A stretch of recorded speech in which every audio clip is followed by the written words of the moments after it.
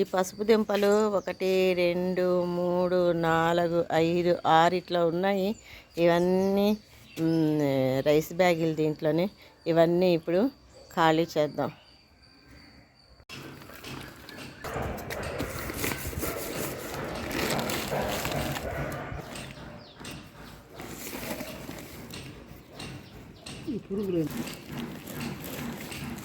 మొత్తం అన్నీ పంపిస్తాం బ్యాగులు.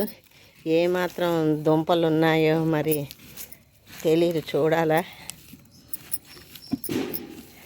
పైకి కనిపిస్తున్నంత మటుకు హెల్తీగానే ఉన్నట్టు అనిపిస్తుంది. ఇదిగోండి, పెద్దగానే ఉన్నది.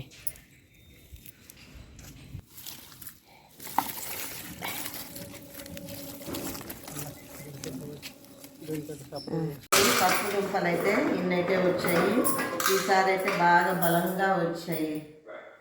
ఇవన్నీ తూకం వేస్తే ఈ పచ్చిపసుపు దుంపలు అయితే ఇవి పచ్చిపసుపు దుంపలును, ఇవైతే మామూలు కొమ్ములును, ఇవి రెండు కలిపి 3.2 దాకా వచ్చాయి. మామూలుగా అయితే 5 కేజీలు అయితే 1 కేజీ పసుపు వస్తుందంటారు. ఇవి 1/2 కేజీ పైన కొంచెం అటు ఇటుగా వస్తుందని అనుకుంటున్నాను.